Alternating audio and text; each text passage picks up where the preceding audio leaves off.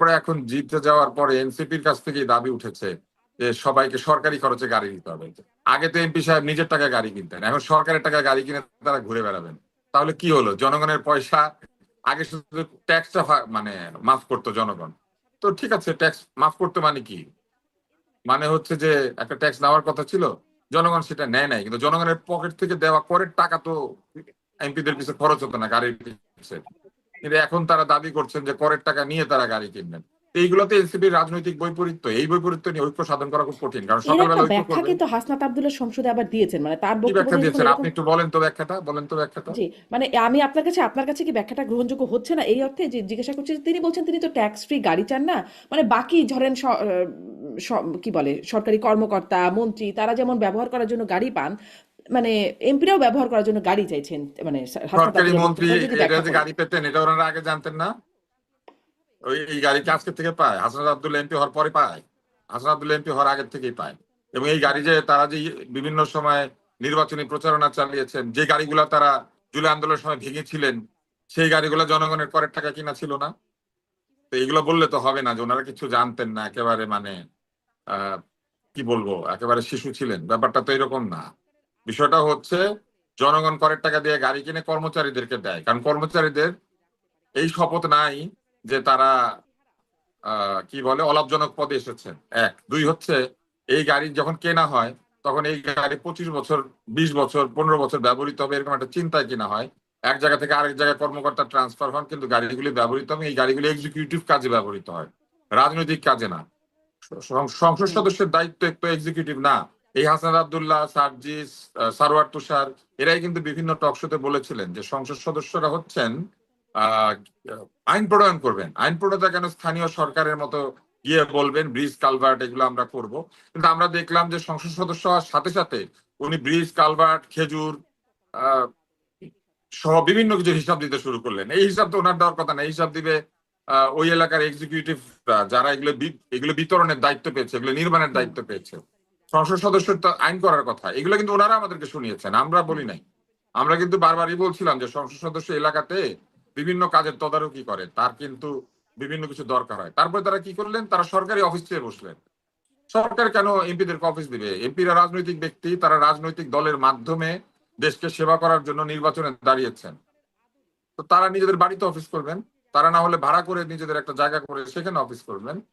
এই ভাড়া সরকার প্রদান করবে। তার মানে আপনি বুঝতে পেরেছেন, করের টাকা নেই না, করের টাকা খাই না, এইসব কথা বলে এখন করের টাকা দিয়ে সম্পূর্ণ ব্যয় নির্বাহ করার জন্য তারা হাজির হয়েছে, এবং জনগণের কষ্টার্জিত অর্থের পয়সা তারা এখন নিজেদের গাড়ি, বাড়ি, অফিস, আদালত জি। সবখানে খরচ করবেন। মাসাল্লাহ মাসাল্লাহ, কোনো অসুবিধা নাই। আমার একটা জায়গায় আপত্তি, সেটা হচ্ছে আগে তাদেরকে কে বলতে বলেছিল যে আমরা কিছু নিব না? ওই যে প্রতারণামূলক কর্মকাণ্ড, এগুলো হচ্ছে সেই প্রতারণামূলক কর্মকাণ্ড, মুখে একটা মনে আরেকটা। এই জন্যই বলেছে যে এনসিপি কে সাথে নিয়ে জামাত ইসলাম আসলে কোনো বৃহত্তর ঐক্য সাধন করতে পারবে না। কারণ সকালবেলা বলবে আমরা ঐক্যে আছি, বিকালবেলা বলবে আমি তো এই কথা বলি নাই, আমরা তো এই কথার ব্যাখ্যা এরকম বলে একটা ব্যাখ্যা দিবে। হুম, হুম। জি, ডাক্তার স্যার অনেক ধন্যবাদ আপনাকে। ব্যারিস্টার শাহরিয়ার কবির, আপনার কাছ থেকেও একটু শুনতে চাই। আসলে কি মুখে এক মনে এক এই অবস্থা চলছে? আমি শুধু জামাত বা মানে কোনো নির্দিষ্ট রাজনৈতিক দল বলছি না, দুই দলকেই বলছি, কারণ সংসদে এক অন্তত রাজপথে আর এক, সেরকমটা আমরা দেখতে পাচ্ছি। উত্তর যে তুষার ভাই আর আমার একই হয়ে যাবে, দুইজন তো মানে দুই দিকে হবে না। তুষার ভাই যা বলছে না হোক। আর দুই দিক করার আমার দরকার নাই, কথাটা একই হয়ে যাবে। আচ্ছা আমি সবসময় দুই দিক করার দরকার নাই তো। আমরা কি ঝগড়া করি? আমরা যেটা মনে করি সেটা বলি। আচ্ছা, প্রথম কথা হলো এনসিপি রাজনীতি হচ্ছে এই জুলাই সনদ। সমস্যাটা কোন জায়গায়? সমস্যাটা হচ্ছে তুষার ভাই যা বললো সেটা হয়তো আমি একটু ব্যাখ্যা দেব।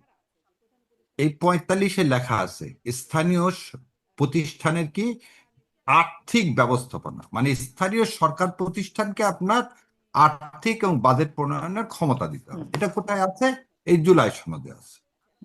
এখন আমি গতকালকে না আজ সকালবেলা একটা অনুষ্ঠানে গেছিলাম এবং এই কথা বলছিলাম, এনসিপি আমার উপর খুব খেপা, এনসিপির একজন এমপি। আমি তাকে বললাম প্রথম কথা হলো এমপি কেমন করে উপজেলা পরিষদের উপদেষ্টা হন? উপজেলা পরিষদের চেয়ারম্যানের ওখানে যে এমপি সাহেব বসে থাকেন, হুম, তাহলে উপজেলা পরিষদ চেয়ারম্যান কোথায় গম কতখানি বরাদ্দ দিবেন, কোন স্কুলকে কি নিবেন, আমরা 17 বছরে কি দেখলাম? এই প্রক্রিয়াতেই তো সমস্ত ইনস্টিটিউশন গুলো ধ্বংস করে দেওয়া। দ্বিতীয় কথা হলো যে আপনি গেছেন পার্লামেন্টে, আপনার দায়িত্বটা কি? নীতি নির্ধারণ করা, একদম ভেরি স্পেসিফিক। যদি কনস্টিটিউশন বলেন আর পৃথিবীর যেখানে পার্লামেন্ট ফর্ম অফ গভর্নমেন্ট বলেন, আপনার কাজ হচ্ছে পার্লামেন্টে আইন প্রণয়ন করা, আইন নিয়ে বিশ্লেষণ করা। যেভাবে এই যে ধরে নেন শিক্ষামন্ত্রী নকল ধরতে গেছে, এটা ওনার কাজ না। ওনার কাজ হচ্ছে এমন ভাবে শিক্ষা পলিসি করা যাতে বাংলাদেশ থেকে নকল সারা জীবনের মধ্যে নির্মূল হয়। উনি যে এক্সপেল করবেন, ওখানে যাবেন, ছেলে পেলে তাই নিয়ে টুইট করবেন, এটা ওনার কাজ না। সো এনসিপির আমার মনে হয় এমপি সাহেবরা জানেন না ওনার সংসদে কি জন্য গেছেন। তারা আমাকে গালিগালাজ করতে পারে এরপরে, কিন্তু আমার কাছে মনে হয় এটা গেছেন কি কারণে। শোনেন, ট্যাক্স ফ্রি গাড়ি আর 5 বছরের মধ্যে গাড়ি, এর মধ্যে পার্থক্য কি?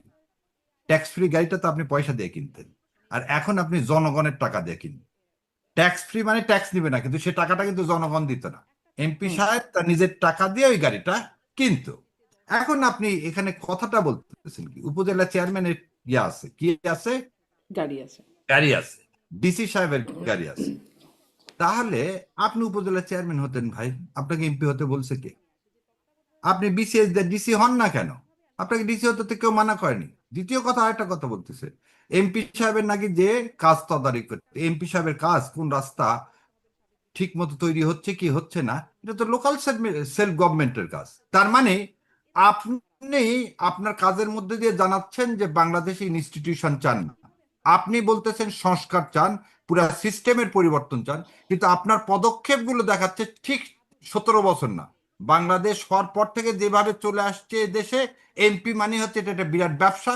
এমপি হতে পারলে আর বাপ দাদার আর কিছু হুম, করতে হবে না, আপনি সেই জায়গায় চলে যাচ্ছেন। এখন আসেন অফিসের কথা।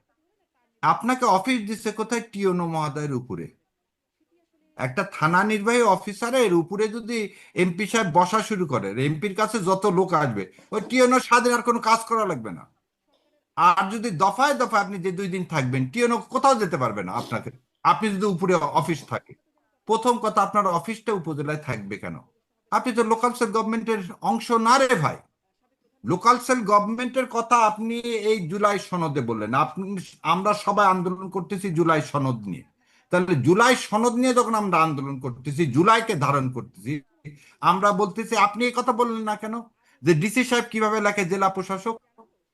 আপনি তো এই কথা বলতে পারতেন। সেখানে হচ্ছে ডিস্ট্রিক্ট গভর্নর আগে ছিল, এখন জেলা পরিষদ চেয়ারম্যান আছে। তা জেলা পরিষদ চেয়ারম্যানের কাজ কি? আর জেল ডিপ্টি কমিশনার মানে কি? সে কালেক্টর। তার ডেজিগনেশনটা কি? জেলা প্রশাসক না? তাহলে আপনি সেটা বললেন না, আপনি উল্টা আরেকটা কথা বললেন, 70,000 টাকা আমাকে তেলের খরচ দেয়। আপনি কেন বললেন না 70,000 টাকা আমরা নিব না? 70,000 টাকা আমরা নিব না। আজকে যেমন দেখলাম তাদের মানে এনাদের তো আবার জেনারেল সেক্রেটারি নাই, মুখ্য সচিব নাকি আক্তার সাহেব দেওয়া আছে। উনি বললেন যে টাকা ছাপায় সরকার এইভাবে দেশ চালাচ্ছে, এটা গ্রহণযোগ্য না। তো টাকা ছাপায় যদি গ্রহণযোগ্য না হয়, সামনে জুন মাসে টোটাল দেখা না হলো যে 42,000 কোটি টাকা হচ্ছে লোন দিতে হবে। আপনি গাড়ি চান কিভাবে? গাড়ি চান কিভাবে? আপনি অফিস চান কিভাবে? আবার অফিস পাওয়া দিছে সরকার, সেটা আবার আপনি ধন্যবাদ জ্ঞাপন করতেছেন। সো এই সার্কাসটা যেটা হচ্ছে, সেজন্য বলতেছি শুনেন, মুখে অনেক কথাই বলা যায়, যখন বলেন আমিও চিৎকার করে বলি না যে কি খারাপ আওয়ামী লীগ আর ভালো আওয়ামী লীগ, আদর্শ কোনদিন খারাপ ভালো হয়? তাহলে আমি বলবো যে যারা যারা গাড়ি চাইছে আর অফিস চাইছে তারা খারাপ এনসিপি, আর ভালো এনসিপি হচ্ছে যারা এমপি না, তারা তারা ভালো এনসিপি। আদর্শ হচ্ছে হয় খারাপ হবে, না হলে ভালো হবে। আপনি বললেন যে যারা ভালো ছাত্রলীগ তারা এনসিপিতে যোগ দিতে পারে। আপনার দেউলিয়াত্ম কতখানি? মানে আপনি এখন দেখতে পাচ্ছেন তো যে আপনার আদর্শ বলে কিছু নেই। আবার আরেকজন বলছেন বিএনপি আর এনসিপির আদর্শ কাছাকাছি। এনসিপির আর এক নেতা বলতেছে বিএনপি এবং ইয়ার আদর্শ কাছাকাছি এনসিপি, মানে এরশাদের যেমন ছিল 18 দফা, জিয়াউর রহমানের 19 দফা। তাহলে এনসিপিরও মনে হচ্ছে এখন 18 দফা আর 19 দফা। তাহলে ভাই এইসব জুলাই টুলাইয়ের জন্য সবাই আমরা যেরকম এখন আন্দোলন করে যাচ্ছি, আপনারা করেন না। This A hypocrisy. এবার আসেন বাংলাদেশ জামাত ইসলামের কথা যেটা বললেন, সংসদে এবং সংসদের বাইরে। সংসদের মধ্যে আলোচনা করতে চাওয়া হয়েছে, সব রকম সাহায্য করতে চাওয়া হয়েছে, কমিটি দেওয়া হয়েছে। এর আগের কমিটি কি হলো? রিপোর্ট দিলেন, সেই রিপোর্ট আপনি কার্যকর করলেন না। সংসদীয় কমিটিতে আপনি যে আলোচনা করলেন, করে বললেন 15টা আমি কি করব, সাবমিট করব।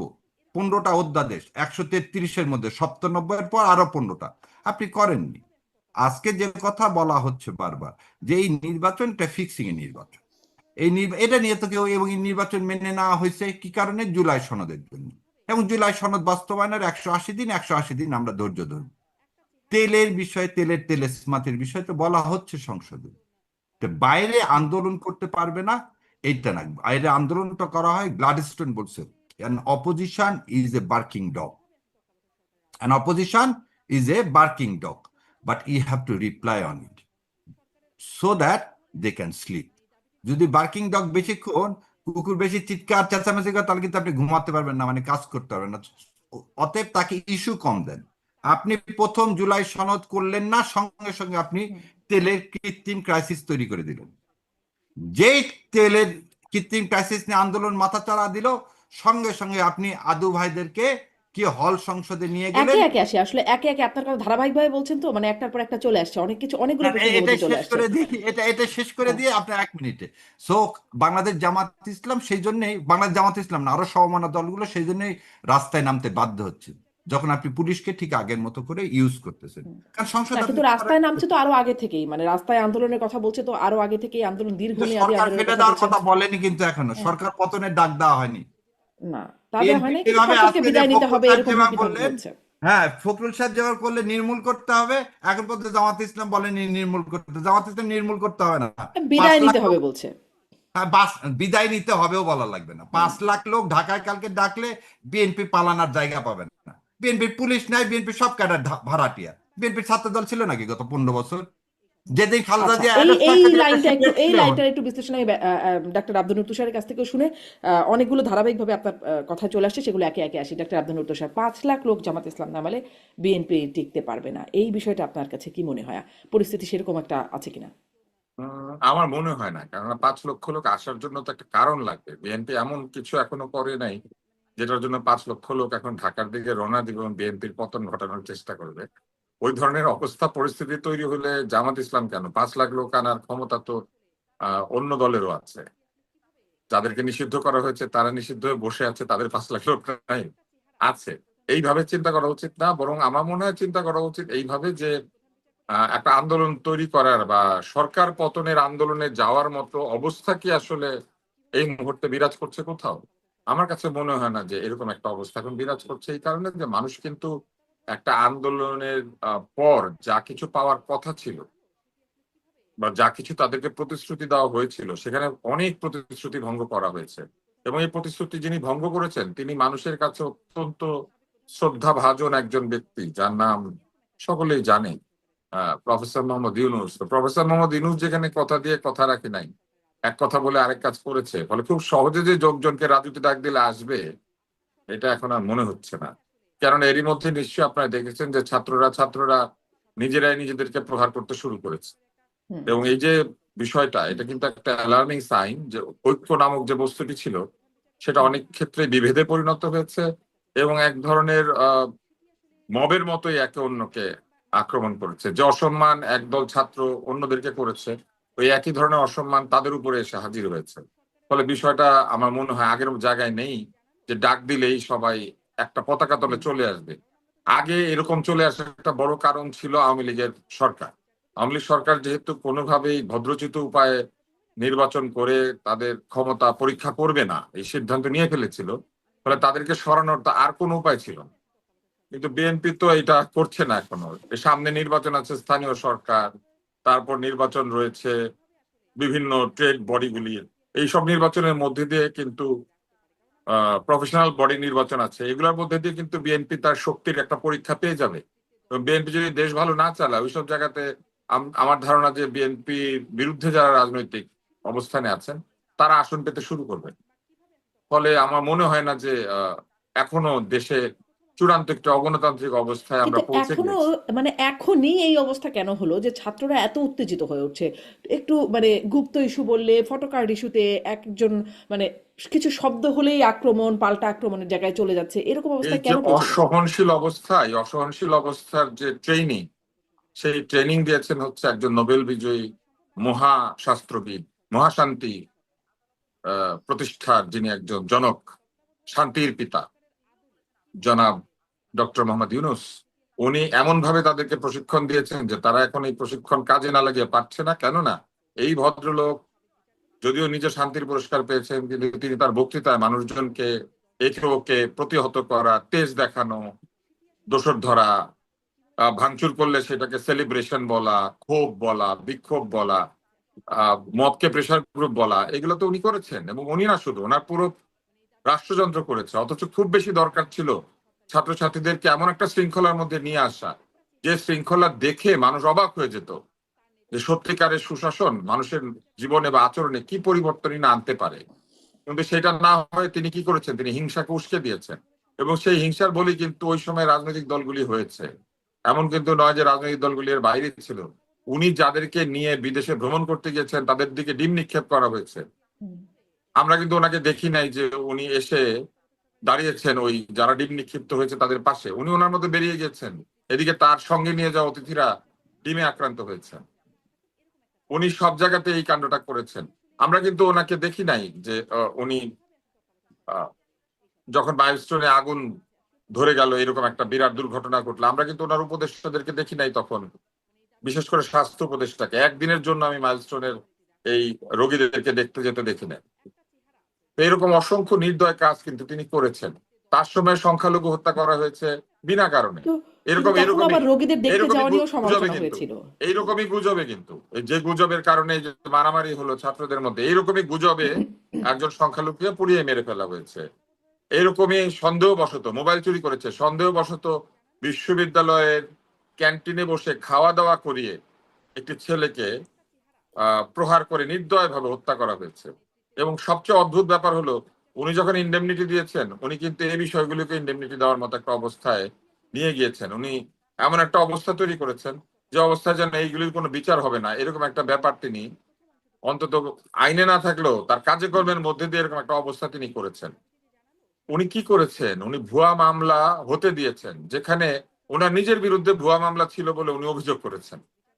নিজের মামলাগুলিকে উনি আদালতের মাধ্যমে না, উনি কিন্তু প্রশাসনিক ভাবে এগুলিকে তুলিয়ে নিয়েছেন। অথচ অন্যদেরকে তিনি ভুয়া মামলা দিয়ে বিনা কারণে বন্দী করেছেন। ফলে ওনার যেসব কুকীর্তি, এই কুকীর্তির দায় এখন এই সমাজ বহন করছে। উনি যে 18-19 মাসে এই যে এমন একটা অবস্থা তৈরি করেছিলেন, এই অবস্থার যে জের আর কি, এইটা বহন করছে। আমার কাছে মনে হয় যে এরা এখন এদের যে এই যে উত্তেজিত ভাব, এই ভাব এখন আর কার উপরে এটা করবে, আচ্ছা ফলে আচ্ছা, নিজেরা তার নিজেদের মানে উপর সেই করছে। ধারাবাহিকতায় এই উত্তেজনা। আমি ব্যস্ত সারের কবির কাছে শুনতে চাই, কেন এই উত্তেজনা, কেন কিছু শব্দগুচ্ছের কারণে বা কিছু এমনকি ফটো কার্ড ইত্যাদি শেয়ার করা এরকম ইস্যুতে এত আক্রমণাত্মক হয়ে উঠছে, একদম অস্ত্র হাতে নেমে পড়ছে কোথাও কোথাও, দেশ জুড়ে একদম ছাত্রদের মধ্যে সহিংসতা ছড়িয়ে পড়ছে, কেন এত উত্তেজনা? প্রথম কথা হলো, আগের প্রশ্নের বোধহয় আমি আমি শেষ করতে পারিনি বলে একটা ইয়া হয়েছে। আমি বলতে চাইছি, যদি জামাত ইসলাম সরকার পতনই করতে চাইতো আর 5 লক্ষ লোক যদি নিয়ে এসে জমায়েত করে, তাহলে বিএনপি সরকারের পতন হয়ে যাবে। তার মানে আমি এটাও বললাম যে এখনো জামাত ইসলাম কিন্তু সরকার পতনের কোনো ডাক দেয়নি। আজকেও কিন্তু বারবার ওয়ার্নিং দিচ্ছে, কিন্তু সরকার পতনের ডাক দেয়নি। আর ভাই বললেন যে কথা, 5 লক্ষ লোক, হ্যাঁ, আগে যারা চলে গেছে তারা তারা 5 লক্ষ না, 5 জন লোক নিয়ে এসে জমা করুক, তারপর দেখি কি হয়। অতএব এটাকে আবার আমি একদম একদম অন্তঃস্থল তাদের তো থেকে লোক আছে রে ভাই। আছে, সেটা তারা 5 লক্ষ লোক কেন বললাম, 5 জন আগে এসে জমা হোক, তারপর দেখা যাবে। অতএব সেটা না। থার্ড যে কথাটা বললেন অসহিষ্ণু, ডক্টর ইউনূসকে ঢালাও ভাবে ভাই যেভাবে বলে, এটা ভাইয়ের ইন্টারপ্রিটেশন। আমার ইন্টারপ্রিটেশন একটু আলাদা জায়গায়। আলাদা জায়গায় হচ্ছে, ডক্টর ইউনূস আসার পরে আমরা পার্শ্ববর্তী দেশের সাথে চোখে চোখ রেখে কথা বলতে পারছি। ডক্টর ইউনূসের সময় 133টা অধ্যাদেশ পাশ হয়েছে, এবং সেই অধ্যাদেশগুলো সবগুলোরই ড্রাফট করছে ডক্টর কামাল হোসেনের চেম্বার। ডক্টর কামাল হোসেনের চেম্বার থেকে এই সবগুলো ড্রাফট হয়েছে, এবং যেটা অ্যাটর্নি জেনারেল সাহেব ভেটিং করছে। সো গুম কমিশনের যতগুলো অধ্যাদেশ হয়েছে সবগুলোই করা হয়েছে, এবং এগুলো কোনোটাই তখন সেই সময় সবাই সাধুবাদ দিছে। আমি বারবার এটা রিপিট করি, বিচার বিভাগের যেদিন সেক্রেটারিয়েট করা হলো, সেদিন আজকের মাননীয় আইনমন্ত্রী, সেদিনকার অ্যাটর্নি জেনারেল, তিনি বললেন যে বাংলাদেশের ইতিহাসে এটা স্বর্ণাক্ষরে লেখা থাকবে। সো ডক্টর মোহাম্মদ ইউনূস যে সব খারাপ করছে তা না। আর একটা জিনিস হচ্ছে, তিনি খারাপটা কিন্তু কখন ওইটা করলেন। একটু ব্যাখ্যা করবেন যে ডক্টর মোহাম্মদ ইউনূসের সময় ভারতের সাথে চোখে চোখ রেখে কথা বলে, চোখে চোখ রেখে লাভটা কি হয়েছে? আচ্ছা, বলতে দিচ্ছি, ডক্টর মোহাম্মদ ইউনূসকে ব্ল্যাকমেলটা করলেন হচ্ছে আইন উপদেষ্টা। ডক্টর মোহাম্মদ ইউনূস কিছু বুঝে ওঠার আগে তার গ্রামীণ শক্তিকে 600 কোটি টাকার একটা সুবিধা দিয়ে দিলেন। কি সুবিধা দিয়ে দিলেন? ভ্যাট মুক্তির একটা সুবিধা দিয়ে দিলেন, একটা রেয়াত দিয়ে দিলেন। এই রেয়াত কিন্তু অন্যরাও পাইছে, সেটা কথা আসতেছে না, কিন্তু কথা হলো ডক্টর মোহাম্মদ ইউনূসের সেই রেয়াত না উচিত হয়নি তাকে, যে সে তার বাচ্চা না যে অন্যকে আইন উপদেষ্টা দিয়ে দিলেন আর উনি নিয়ে নিলেন। অনেক সময় ক্ষমতায় যে মানুষ নিজে কি সেটা ভুলে যান। কারণ এই উদ্দেশ্যে একটা কথা বলি আপনাকে, আপনার মাধ্যমে সারা দেশকে জানানো উচিত। ডক্টর মোহাম্মদ ইউনূস আমাকে তার গ্রামীণের লিগ্যাল উপদেষ্টা হিসাবে নিয়োগের জন্য আমার সাথে বসছিল, এবং তখন আমি তাকে বলছিলাম যে এটা হচ্ছে ইদ্রার একটা প্রকল্প নিয়ে, সৌর বিদ্যুতের প্রকল্প, তার কাছে 1000 কোটি টাকা ইদ্রা ক্লেম করছে, এবং ইদ্রা অনেক, ইদ্রা না সরি, ইটকল, এই ইটকল প্রজেক্টটা হচ্ছে সৌর বিদ্যুতের প্রকল্প। তখন আমি বলছিলাম যে এটা আইনগতভাবে ইটকল পায় না, মানে গভর্নমেন্ট পায় না, কারণ এটা ওয়ার্ল্ড ব্যাংকের ফান্ড। উনি আমাকে উঠে বলছিলেন যে শোনো, আইনের ম্যাট প্যাচা হয়তো পায় না, কিন্তু যখন ওয়ার্ল্ড ব্যাংক জানবে ডক্টর ইউনূসের কোম্পানি বা পরিবার ওয়ার্ল্ড ব্যাংকের টাকা ফেরত দিচ্ছে না, সারা দেশে আমার সম্পর্কে এবং বাংলাদেশ সম্পর্কে একটা নেগেটিভ ধারণা হবে, কারণ এটা ছিল গ্রান্ট। আবার বুঝেন, ওয়ার্ল্ড ব্যাংক অনেক সময় ঋণের পরিবর্তে গ্রান্ট দেয়। সো সেই ভদ্রলোক পরবর্তীতে 400 কোটি টাকা নিবে, এটা আমার কাছে কিন্তু যেদিন আমি শুনছি সেদিন থেকে খুব মানসিক ভাবে হলো যে যে লোকটা 1000 কোটি টাকা নিতে চায়নি, সে ভদ্রলোককে 400 কোটি টাকা দিয়ে ব্ল্যাকমেল করলো, অন্য কোনো কারণ আছে কিনা আমার জানা নেই।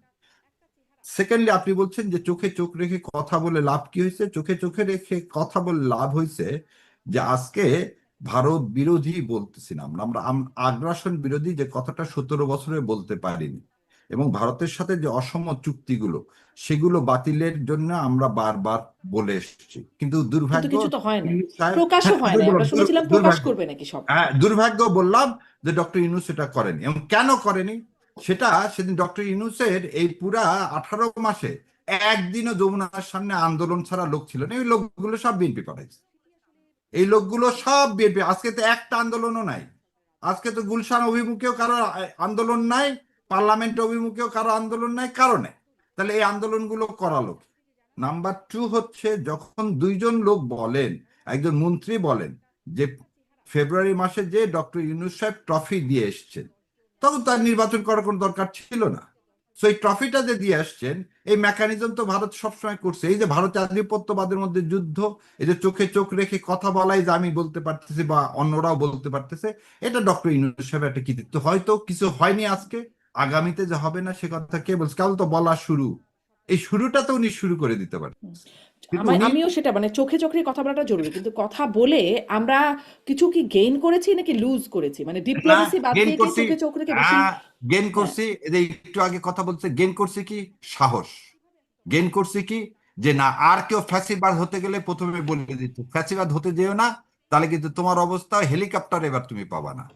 সো এই যে কথাটা, আর ভাই যেটা বললো লাস্ট, একটা 2 মাসে এখনো বিএনপির কিছু দেখা যায়নি ফ্যাসিবাদী চরিত্র, এই কথাটার সাথে আমি একমত না। প্রথম কথা, দলীয়করণের সর্বোচ্চ জায়গায় চলে গেছে কথা। যদি দলীয়করণ এমন কোনো জায়গায় না প্রশাসন যেখানে বিএনপি তার লক্ষ্যে বসায়নি, ইনক্লুডিং ক্রিকেট, যে বল নিছে কিনা আমার ব্যারিস্টার সাহেব আমি জীবনে জানি না, অতএব তারা এখন বিশেষজ্ঞ হয়ে গেছে। 17 বছরের তো একই রূপ দেখতেছি, তাহলে হাসিনাকে সরা লাভ কি হলো?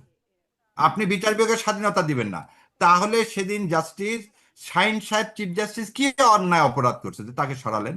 এই 12 জন জাজকে কেন সরালেন আপনি? যে আপনি যদি আজকে সেই মানে জুডিশিয়ারিকেই কন্ট্রোল করতে চান, তাহলে আপনি এগুলো করলেন কেন? তার মানে আপনি একই পথে। আর একটা জিনিস বলি সবসময়, যে সকালে সূর্য দেখলে কিরকম সারাদিন যাবে সেটা বোঝা যায়। উনি দলীয়করণ থেকে শুরু করে ফ্যামিলি কার্ড থেকে শুরু করে টাকা ছাপানা সেটাও পর্যন্ত বলেননি, সেটাও সাপ্রেস করে গেছেন। এই 2 মাসেই এত কিছু, এবং 2 মাসের মধ্যে হঠাৎ করে রাস্তায় ক্রিস হাতে তার ছাত্র দলের নেতার আগমন, এবং দুঃখের বিষয় এখন পর্যন্ত শাহবাগ থানায় এই 2টা ছেলেকে মারার জন্য কোনো মামলা নেয়নি। তাহলে 17 বছরের আজকে এই 2 মাসের মধ্যে কি পার্থক্য? একটা মামলা হয়নি এখন পর্যন্ত, ভিডিও ফুটেজ দেওয়ার পরও। ব্যারিস্টার শাহরিয়ার, যখন এই প্রশ্ন সম্ভবত আপনাকেও করেছিলাম, যখন ডাকসু নেত্রী, সাবেক ডাকসুর একজন নেত্রী ইমিকে যখন টেনে হিচড়ে বা তাকে জোর করে ঠেলে নিয়ে গিয়ে শাহবাগ থানায় দিয়ে আসলো, যারা দিয়ে আসলো বা যারা মারপিট করলো তাদের বিরুদ্ধে কোনো মামলা তখন হয়, তখন এই মোসাদ্দেকরাই কিন্তু ছিল যাদেরকে এখন মারপিট করা হয়েছে। তাদের বিরুদ্ধে কিছু করা হয় নাই, তাদেরকে বরং সন্ত্রাস বিরোধী আইনে মামলা দিয়ে তারা এখনো জেলখানায় আছেন। মানে সেটাও তো হয়েছে। এখন কি এটা এক রকমের তাদের হ্যাঁ, সাথে? হয়েছে। হ্যাঁ, এখন যদি আপনি এটাকে নেন যে একজন গেছে রাষ্ট্রের বিরুদ্ধে, স্বাধীনতা সার্বভৌমত্বের বিরুদ্ধে কি করতে, কনস্পিরেসি করতে। আর প্যাট আমি জানি না আপনাদের মনে হয় যে তুষার ভাই তো খুব মেরিটোরিয়াস, তুষার ভাই মনে থাকার কথা, প্যাট্রিয়ট বলে একটা কবিতা ছিল, যে স্বাধীনতা যুদ্ধ করে আসছে, পরে তাকে ফাঁসি দেওয়া হয়েছে, ফুলের মালা দিয়ে যাদেরকে বরণ করা হয়েছিল। এই মোসাদ্দেকরা হচ্ছে আমাদের স্বাধীনতার মুক্তিযোদ্ধা। এদেরকে আপনি আজকে যে অপমান করতেছেন, এই জাতিকে এই জাতিকে তার জন্য ভার বহন করতে হবে। সো ওদের সাথে ওই মেয়েটার তুলনা করা যাবে না। নাৎসির সাথে আপনি কোনোদিন, যারা এই দেশকে সে দ্বিতীয় একজন বাম দল করা, বিশ্বযুদ্ধ, একটা বাম দলের একটা না আপনি পুরো ঘটনাটা যদি মনে করেন তাহলে দেখেন যে কি কারণে হয়েছে। আমি একটু বেশি আর কিছু বলতেছি না, কিন্তু কথা হলো আমার প্রশ্নটা এরা ওখানে, আমার প্রশ্নটা এখানে, মুসাদ্দেকরা তো আইনের এই আইনের স্বাধীনতা, অবস্থান কি? আইনের অবস্থান কি হলো? শাহবাগ থানার সামনে শাহবাগ থানা নিশ্চুপ, এখনো নিশ্চুপ। যাদেরকে মারলো, মানে তাদের সামনে মারা হলো, কিছু হলো না, তখনও নিশ্চুপ, মারা হচ্ছে তাদের সামনে। আইন যদি থাকে তাহলে তো আসলে কে কি সেটা সেই মুহূর্তে মানে আইন শৃঙ্খলা অবশ্যই বাহিনী আপনার দেখার কথা না, কথা এটাতে কি? আমি সমর্থন করি না। ওই দিন ওই মেয়েটাকে নিয়ে যাওয়া হয়েছে, ওই দিন মেয়েটাকে মারা হয়নি। কিন্তু আপনি একটা হুম, জিনিস বুঝলেন, তার আজকে সাথে যারা মেরে ছিল যখন তাদেরকে মারা করা হয়েছে। হয়েছে, না আজকে যখন মেরে উন্ডেড করা হয়েছে দুজন মুক্তিযোদ্ধাকে, এটা তো করার সাহস কেউ পায়নি। তো সেটা যখন করা হয়েছে, এবং সেই সময় আজকে আবার আমরা আরেকজন হারুন সাহেব দেখতে পাচ্ছি, নব্য হারুন। এটাও কিন্তু খুবই, এই ফ্যাসিবাদের যা যা নমুনা সব কিন্তু 2 মাসে প্রকাশ পেয়েছে। আমি জানি না জি, তুষার ভাইয়ের কাছে কেন পাইনি, আমার কাছে কিন্তু পাচ্ছে। সেই জন্য বলতেছি সামনে দিন বোধহয় ভয়াবহ। জি, অনেক ধন্যবাদ ব্যারিস্টার শাহরিয়ার। মানে নব্য মুক্তিযুদ্ধ আসছে, নব্য হারুন আসছে, অনেক নব্য কিছু আসছে। আমি ডাক্তার আব্দুল লতিফ স্যার আপনার কাছ থেকে এই ব্যাখ্যাটা, মানে প্রশ্ন না করি, আপনার কাছে শুধু ব্যারিস্টার শাহরিয়ারের কথার ব্যাখ্যা যদি একটু শুনি। প্রথম বিষয় হচ্ছে যে এত সহজে যদি ফ্যাসিবাদ বলে দেওয়া যায়, তাহলে তো বাংলাদেশের সকল সরকার ফ্যাসিবাদী। যেমন ধরেন ইউনূস সরকার ভয়ঙ্কর ফ্যাসিবাদী। কেননা একটা ফ্যাসিবাদী সরকার কি করে, প্রথমে এসে বলে যে তার কোনো বিকল্প নাই। ইউনূস সাহেবের যারা আহ লোক ছিলেন তারা বলেছেন শুরু থেকে ওনার কোনো বিকল্প ছিল না, ওনাকে ছাড়া নাকি অন্য কাউকে প্রধান উপদেষ্টা বানালে সরকারি হতো না, মানে উনি ছিলেন বলেই হয়েছে ব্যাপারটা। অথচ যখন আন্দোলন হচ্ছিল তখন ছাত্ররা বলেছিল যে শেখ হাসিনার বিকল্প তারা সবাই, আমি বিকল্প, আমি বিকল্প, আমি বিকল্প। এবং ব্যাপারটা কিন্তু আমাদেরকে খুবই আকৃষ্ট করেছিল, যে একটা তরুণ প্রজন্ম ভাবতে পারছে যে তারা 10 জন, 12 জন, 15 জন মিলে রাষ্ট্র চালাতে পারবে এবং তারা নিজেদেরকে শেখ হাসিনার বিকল্প মনে করতে পারছে। এটা তো একটা আশার বাণী ছিল। কিন্তু আমরা কি দেখলাম, শেখ হাসিনার চাইতেও বেশি বয়স্ক একজন বুড়ো ভাম উনি বসে পড়লেন, ওনার কোনো বিকল্প নাই। উনি তখন কোথায় ছিলেন? উনি তখন চিকিৎসা করছিলেন, ওনার পেটের অসুখ। এবং উনি ফিরে এসে প্রথম যে অ্যাপয়েন্টমেন্টটা দিয়েছিলেন সেটা হচ্ছে ওনার পেটের অসুখের ডাক্তার শামসুল আরিফিন নামে একজন ডাক্তার সাহেব, গ্যাস্ট্রোএন্টারোলজিস্ট, বাংলাদেশ স্পেশালাইজড হসপিটালে বসে। উনি ওনাকে ব্যক্তিগত চিকিৎসক হিসেবে এটা দিয়ে দেওয়াতে আমার আব্বার একটা কোলোনোস্কোপি দরকার ছিল, আমি আর করতে যাইতে পারলাম না ওনার কাছে, কারণ উনি তো ভিআইপি দের ডাক্তার হয়ে গেছেন, ইউনূস সাহেবের পেটের ব্যায়ামের চিকিৎসা করেন। তো ব্যাপারটা বুঝতে পেরেছেন? এই কাজ কে করতে, ব্যক্তিগত চিকিৎসক কে নিয়োগ দিত? ফ্যাসিবাদী শেখ হাসিনা। ওনার একজন ডাক্তার ছিলেন আব্দুল্লাহ, আরেকজন ডাক্তার ছিলেন মোদাসের আলী। মোদাসের আলী চোখের ডাক্তার, কিন্তু প্রায় কান নিয়ে উনি নানান কথা বলতেন, যে কানের কি সমস্যা এটা নিয়ে কথা বলতেন। এবং আব্দুল্লাহ স্যার তো প্রায় সকল বিষয় বলতেন। আহ তো এই হচ্ছে অবস্থা। তো উনি কি করলেন? একই কাণ্ড করলেন। তারপরে কি করলেন? তারপরে নিজের মামলাগুলি উইথড্র করলেন। ফ্যাসিবাদ কি করে? আইন আদালতের তোয়াক্কা করে না, নিজের মামলাগুলি নিজে অর্ডার দিয়ে করলেন। তারপর হচ্ছে নিজের কর নিজে মাফ করলেন। ফাঁসিবাদ কি করে? এসালামের কর মাফ করে, উনি নিজে এসালাম হয়ে গেলেন। হ্যাঁ, কিন্তু আর এখন কি হচ্ছে, মানে ডক্টর হ্যাঁ, ইউনূসের এখন সময় সমালোচনা বুঝলাম। এটার সঙ্গে কি আপনি এখনকার যে সরকার তাকে তুলনা করতে পারবেন? এখন ওনাদের আপত্তি কোথায়? প্রধানমন্ত্রী কেন কথা বলে না? কেন সালাউদ্দিন সাহেব কথা বলে? প্রধানমন্ত্রী কথা বললে তো কিন্তু বলতো যে এই ফ্যাসিবাদ। ঘটনাটা যদি দেখি, আমি ডাক্তার আব্দুল লতিফ যেটি নিয়ে কথা বলছিলাম, যে এই যে থানায় ধরেন 7ই মার্চের ভাষণ বাজানোর জন্য ইমিকে গ্রেপ্তার করা হলো সন্ত্রাস বিরোধী আইনে, থানার সামনে হলো, জোর করে নিয়ে যাওয়া হলো, ইমির সাথে যারা আছে তাদেরকে নিয়ে যাওয়া হলো, এর জন্য থানা আসলো, তাদেরকেই গ্রেপ্তার করে রেখে দিল, কিন্তু যারা নিল বা জোর জবরদস্তি করলো তাদের বিরুদ্ধে কোনো ব্যবস্থা নাই। আবার আমরা এখন দেখলাম থানার মধ্যে গিয়ে যেই মোসাদ্দেকটা ওই সময় ইমিদেরকে জোর জবরদস্তি করে দিয়ে আসছিল, মোসাদ্দেকদেরকে পেটানো হলো একরকম, সেটি থানার সামনে হলো, থানা কোনো ভূমিকা নিল না। মানে ছাত্র দলের দলের নেতারা গিয়ে পেটালো, আবার অবশ্য ছাত্র দলের কেউ কেউ ফেরানোরও চেষ্টা করেছে, এই একটা অবস্থা। কিন্তু কিন্তু আমি থানা বললাম তো যে এটাই তো ইউনূস থানা তো সাহেবের কোনো ভূমিকা এক্সটেনশন, নিল না। এটাই তো ইউনূস সাহেবের এক্সটেনশন। আমরা কি একই ঘটনা দেখি নাই? সংবিধান নিয়ে আলোচনা হবে, সেখানে মুক্তিযোদ্ধারা গিয়েছেন, সাংবাদিকরা গিয়েছেন, তারপরে কি বলে রিটায়ার্ড ব্যুরোক্র্যাটরা গিয়েছেন। আলোচনা শুরুই হয় নাই, এর মধ্যে কিছু লোক ঢুকে পড়লো। যারা আক্রান্ত হয়েছেন তারা পুলিশকে ফোন করলেন, পুলিশ এসে আক্রান্তদেরকেই ধরে নিয়ে গিয়ে জেলে ভরে দিল, আর যারা মব করেছিলেন তাদের নামে কিচ্ছু হলো না। তো এইটাই তো সেই উদাহরণ। এই জন্য তো আমি বললাম যে এগুলো তো ইউনূস সাহেবের রেখে যাওয়া বিষয়, এটা তো বিএনপির বিষয় না। বিএনপি হয়তো এটা দূর করতে পারে নাই, এটা নিয়ে আপনি তাকে অভিযোগ করতে কিন্তু পারেন তারা যে কি ওই যে মুক্তিযুদ্ধ, ব্যাসের শাহরিয়ার বলছেন তারা মুক্তিযোদ্ধা, এই জন্য তাদেরকে মানে বিশেষ ছাড় দেওয়ার বিষয় আছে কিনা, সেই ইনডেমনিটির মধ্যে পড়ে যায় কিনা মানে তারা। কে মুক্তিযোদ্ধা? ওই যে মোসাদ্দেকদের কথা বলছি, মোসাদ্দেকরা ও, যারা গিয়ে মুক্তিযুদ্ধ আর জুলাইয়ের যুদ্ধ এক না। মুক্তিযুদ্ধ মুক্তিযুদ্ধ, জুলাইয়ের যুদ্ধ জুলাইয়ের যুদ্ধ। জুলাইয়ের ওটাকে যুদ্ধ বলে যারা, তারা যুদ্ধকে অপমান করে। জুলাই যেটা হয়েছে সেটা একটা আন্দোলন হয়েছে। যুদ্ধকে অপমান করার মতো এত দুঃখ আমার আমার লাগে। মনে করেন যে তারা যুদ্ধ করেছে বলছে, কিন্তু এটা যুদ্ধ ছিল না, এটা স্বৈরাচারের বিরুদ্ধে গণ আন্দোলন ছিল, গণ অভ্যুত্থান ছিল। যুদ্ধ তো একটা, মানে যুদ্ধের একটা ওয়ার, এটার একটা ব্যাখ্যা আছে, এটার একটা আইনি ব্যাখ্যা আছে, এটার একটা ডেফিনিশন আছে। মানে এখন কি আমরা তাহলে হরমুজে যেটা হচ্ছে সেটাও যুদ্ধ, আমাদের এখানে যেটা হচ্ছে সেটাও যুদ্ধ? মানে একটা দেশের অভ্যন্তরীণ রাজনৈতিক গোলযোগ সেটাও যুদ্ধ, আবার একটা দেশে একটা আর্মির বিরুদ্ধে আরেকটা আর্মি যুদ্ধ করে সেটাও যুদ্ধ। দুইটাকে এক হয় কি করে? যাই হোক, আমরা ওই তর্কে যেতে চাই না। কিন্তু যারা এই যে মার খেয়েছেন, এদেরই দুইজনকে আমি একটা বক্তৃতা দিতে শুনেছি, সেখানে বলছেন সকালবেলা এসে বিকাল মানে রাত পর্যন্ত নাকি এমন ধোলাই কাকে জানি দিবে, এরকম একটা বক্তৃতা দিচ্ছেন। এই বিসমিল্লাহ ধরনের বলে শুরু হবে, সাদাকাল্লাহ আলাইকুম বলে শেষ হ্যাঁ হবে। হ্যাঁ, বিসমিল্লাহ বলে শুরু করবে। মানে বিসমিল্লাহ বলে শুরু করতে হয় কোনো শুভ কাজ, মানুষকে মারধর করা বিসমিল্লাহ বলে শুরু করতে হয় না কিন্তু। হ্যাঁ, একটা ভালো কাজ মানুষ বিসমিল্লাহ বলে আল্লাহর নামে শুরু করবে। আপনি একজনকে মারধর করবেন, এটা আল্লাহর নামে শুরু করবেন? আল্লাহ বলছে আপনাদেরকে মারধর করতে, লোকজনকে নিজের হাতে আইন তুলে নিতে? এটা আছে কোথাও? যিনি আপনার ইচ্ছা হইলে আপনি আল্লাহর নামে মারধর শুরু করতে পারবেন? কোথাও নাই এই কথা। তো ওনারা এটা বললো, এবং এটা বললো মানে চিন্তা করেন, ওনারা বললো মানে রীতিমতো একটা হুমকি দিল। তো এই একদল মববাজ আরেক দল মববাজের হাতে প্রহৃত হয়েছে। এরা কিছুদিন আগে নিজেরা মব করে ইমিকে ধরে নিয়ে গেছিল, এখন আবার ওরা গিয়ে ওই একই থানার মধ্যে ঢুকে আশ্রয় নিয়েছে, আরেক দল তাদেরকে মারতে এসেছে। এইটাই তো ইউনূসীয় শাসনের এক্সটেনশন। এখন এইটা যদি ফ্যাসিবাদ হয়ে থাকে, এই ফ্যাসিবাদ তো বিএনপি প্রতিষ্ঠা করে নাই, বিএনপির উত্তরাধিকার সূত্রে পেয়েছে। এই উত্তরাধিকার সূত্রে শুধু বিএনপি এটা পায় নাই, উত্তরাধিকার সূত্রে এটা জামাত, এনসিপি, বাংলাদেশের সকল জনগণ পেয়েছে।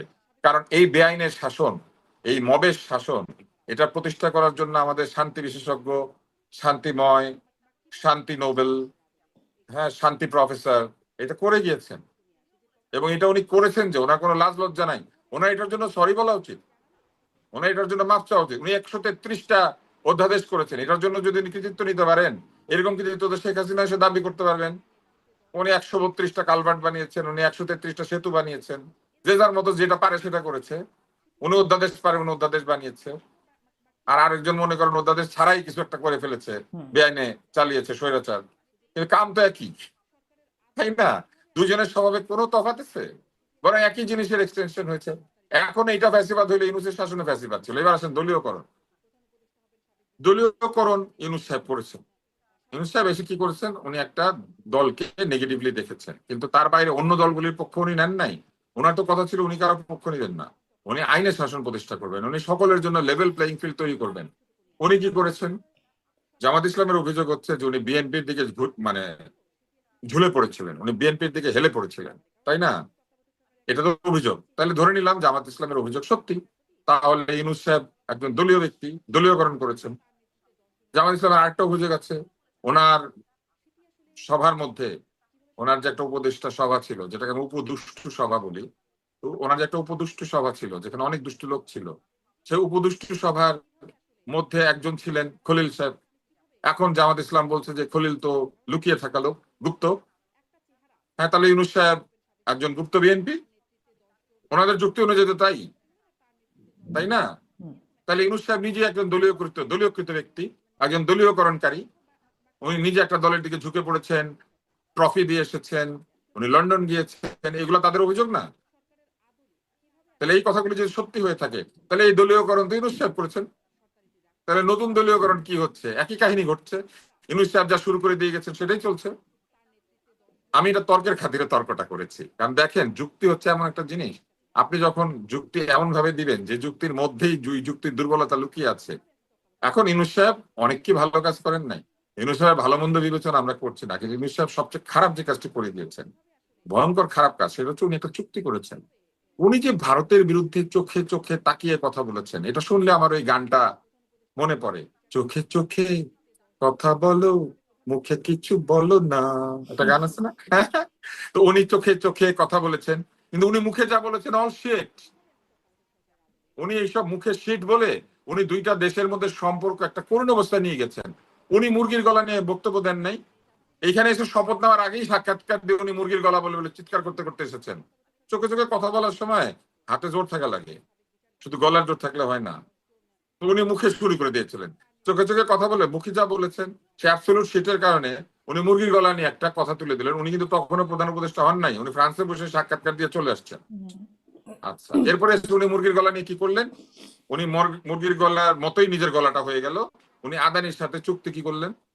কিছু করতে পারেন নাই। উনি ভারতের সাথে কোন একটা চুক্তি বাতিল করতে পেরেছেন? পারেন নাই। সকল চুক্তির দোষ চাপিয়ে দিয়েছেন শেখ হাসিনার উপরে, ওকে, নো প্রবলেম। কিন্তু উনি তো একটা খারাপ চুক্তি বাতিল করবেন, উনি তো পারলেনই না। উনি কি করলেন? উনি এর চেয়ে একটা গোলামী দাসত্বের চুক্তি সই করলেন কার সাথে? আমেরিকার সাথে।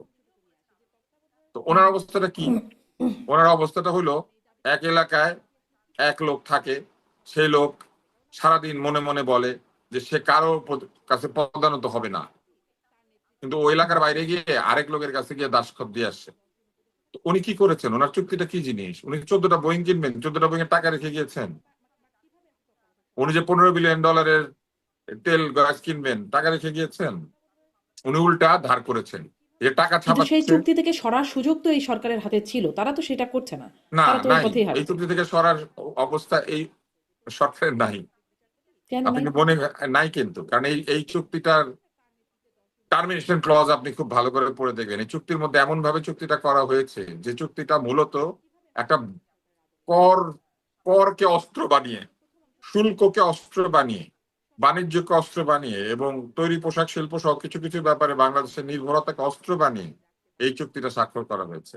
যে চুক্তিটা খুব সহজেই ভঙ্গ করার সুযোগ নাই, এই কারণে নাই যে না, আপনি ভঙ্গ বৃহৎ না, শক্তির চুক্তি সরে, চুক্তি থেকে সরে আসা, চুক্তিতে আপনি মানে বৃহৎ কার্যকর বৃহৎ দিকে না শক্তির যাওয়া। সাথে আপনি বৃহৎ শক্তির সাথে চুক্তি করে চুক্তি থেকে সরে আসার নমুনা কি হয় সেটা তো সারা পৃথিবী জানে। আপনি যতক্ষণ পর্যন্ত কবুল না বলবেন ততক্ষণ পর্যন্ত আপনি কিন্তু এলাকার সবচেয়ে শক্তিশালী মাস্তানটাকেও আইনি অধিকার দিলেন না। একবার কবুল বলে ফেলার পরে আপনি ওই বিবাহ থেকে বের হয়ে আসার চেষ্টা করতে দেখবেন যে মাস্তান কি করে। সারা দুনিয়াতে মাস্তানি করে এরকম একটা আচ্ছা, শক্তির আবার সঙ্গে। মানে মানে প্রশ্নটা হচ্ছে এখানে যিনি চুক্তির মূল ব্যক্তি সেই ডক্টর খলিলুর রহমানকে আবার পররাষ্ট্রমন্ত্রী বানিয়ে উনি ফেললো মূল ব্যক্তি না, বিএনপি। এটা একটা মজার ব্যাপার। মূল ব্যক্তি হচ্ছেন বাণিজ্য মন্ত্রণালয়, মূল ব্যক্তি হচ্ছেন ইউনূস নিজে। কারণ আইন উপদেষ্টা বলেছেন যে ওনার সঙ্গে কোনো কথা বলা হয় নাই, এবং উনি এটাও বলেছেন আইন উপদেষ্টা আমাদের কিন্তু নজরুল ভাই, ডক্টর খলিলুর আসিফ রহমান নজরুল তো ভাই। তা বলেন নাই, হ্যাঁ, মানে তিনি তো এটা ডক্টর নিয়ে খলিলুর দৌড়ঝাঁপ রহমান করেছেন। বলেন নাই, কিন্তু চুক্তিতে কিন্তু উনিও স্বাক্ষর করেন নাই। উনি কতটুকু প্রধান উপদেষ্টা, যে কত উপদেষ্টা এটা উনি কি করেছেন দেখেন, উনি ব্যুরোক্র্যাটদের দিকে দিয়ে এটা সই করিয়েছেন। কারণ উনি জানেন উনি ক্ষমতায় থাকবেন না, কিন্তু ব্যুরোক্র্যাটরা কন্টিনিউ করবে, জি এবং ব্যুরোক্র্যাটরা প্রশাসন হিসেবে এই সরকারের অংশ হয়ে যাবে। ফলে উনি ব্যুরোক্রেসি দিয়ে এটা সই করিয়েছেন। উনি নিজে সই করেন নাই, উনি বাণিজ্য সচিবকে দিয়ে এটা সই করিয়েছেন। জি, আমি এবং একটু একটু এবং তাহলে উনি এই বিষয়ে এবং জি উনি শেষ এইরকমই করেন মাথা বিক্রি মাইন্ড। করেছিলেন, উনি এইরকম মাথা বিক্রি করেছিলেন। উনি ক্লিন্টন ফাউন্ডেশন না কার দাওয়াতে বিদেশে গিয়েছিলেন। উনি বিদেশে গিয়ে উনি প্রথমে কি করলেন, উনি স্টেজের মধ্যে একদল লোককে ডাকলেন, একটা ছেলেকে মাহফুজকে পরিচয় করিয়ে দিলেন মেটিকুলাস ডিজাইনার হিসেবে, এবং অন্যদেরকে বললেন একটা মেটিকুলাস ডিজাইন ছিল। কিন্তু উনি যে আন্দোলনের অতেও ছিলেন না, এটা প্রমাণিত হলো কিভাবে?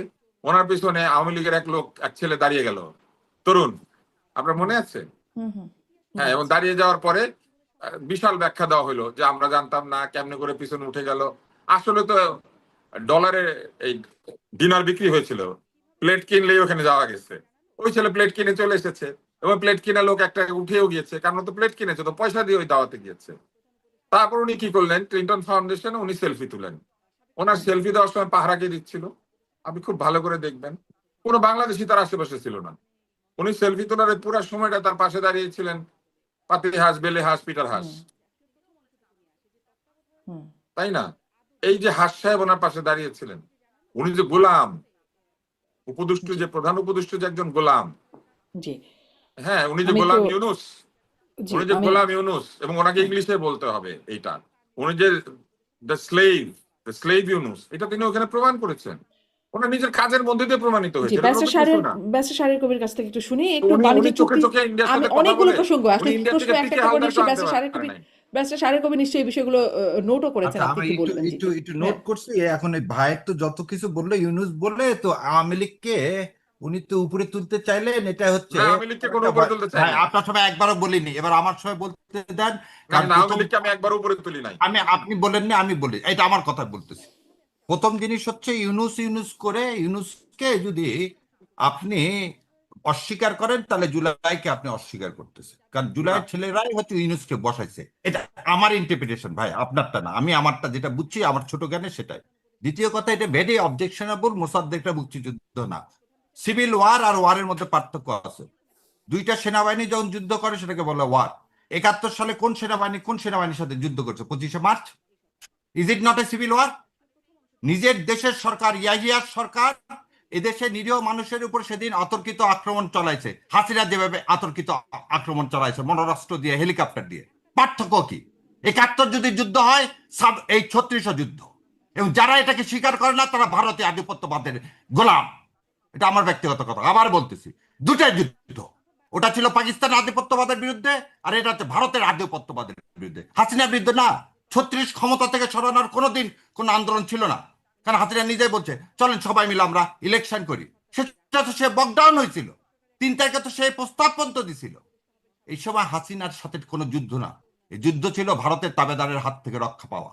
আবার বললেন ইউনুস সাহেব কি করছে, ইউনুস সাহেব কি করে গেছেন? এদিকটা আগে বললেন আদানির জন্য সেটেলমেন্টের জন্য সিঙ্গাপুরে আরবিট্রেশনে যাওয়া হয়েছে। আজকে বলতেছেন এই যে ইউএস এর সাথে গভর্নমেন্টের সাথে 39% ছিল আপনার উপরে কি, আপনার গার্মেন্ট শিল্প ধ্বংস করে দেওয়ার জন্য, সেটাকে নামায় 19-এ নিয়ে আসা হয়েছে। এটা কে করতে পারছে? ইউনুস সাহেব করতে পারছে। আর পার্শ্ববর্তী দেশ যে গোলাম, তাকে 50% নিয়ে রাখছিল। আজকে কিন্তু পরে বলতেছেন তো আগে শেষ যুক্তরাষ্ট্রের করে সুপ্রিম না, কোর্ট এবার আমি সেটাই তো না। বাতিল করে দিল জি আর হ্যাঁ বোন একটু ওনার কথাগুলো একটু জি জি যে কথা বললেন চুক্তি, যেহেতু ইউনুস সাহেব করে গেছেন, ওই চুক্তিতে এমন টার্মিনেশন ক্লজ আছে যে বাতিল করা যায় না। সো তুষার ভাইয়ের কথারই উত্তর দিচ্ছি। হাসিনা যে তাবেদারি চুক্তি করে গেছে, ও তো আমার সার্বভৌমত্ব বিলায় দিয়ে গেছে ইন্ডিয়ার হাতে। সে চুক্তি আপনি বাতিল করবেন কিভাবে? সে প্রকাশিত বাতিল করলেন করার বাতিল করার শোনেন, ওই সময় একবার ইন্টারাপ্ট করেন না, আমাকে একটু বলতে দেন। কারণ এখানে মুক্তিযোদ্ধা এবং আমি দুইটা ছেলেকে প্রতিনিধিত্ব করতেছি, যারা আমার সন্তানের মতন, যাদেরকে আপনি মুক্তিযোদ্ধা বলেননি, যাদেরকে আপনি মব্বাস বলতে চাচ্ছেন। দ্বিতীয় কথা, আপনি জুলাইকে আন্দোলন বলছেন। জুলাই হচ্ছে সেই যুদ্ধ, জনযুদ্ধ, যে যুদ্ধে আমরা আর একটা দেশের সাথে লড়াই করছি, সেটা হচ্ছে ভারত। সেটা হচ্ছে ভারতের আধিপত্যবাদের বিরুদ্ধে। আপনি বললেন একটু আগে যে 7ই মার্চের ভাষণ, 7ই মার্চের ভাষণ আপনাকে বাজানোর অনুমতি দিল কে? আপনার এত দুঃসাহস হয় আপনি আমার ভারতের তাবেদারি করেন? বাংলাদেশে প্রথম যে 10 এপ্রিল যে সরকার গঠন করলেন, প্রধানমন্ত্রী কে কে হলো? তাজউদ্দিন আহমেদ। আর অস্থায়ী রাষ্ট্রপতি কে হলো? সৈয়দ নজরুল ইসলাম। কার করে দেওয়া? ইন্ডিয়ার করে দেওয়া। কোন পার্লামেন্ট এটা পাশ করছিল তাজউদ্দিনকে প্রধানমন্ত্রী, সৈয়দ নজরুল ইসলামকে প্রধানমন্ত্রী? একটা দেশের স্বাধীনতা পর্যন্ত সেদিন গিলে খাইছে 10ই এপ্রিল 1971। বলতে লজ্জা করে না?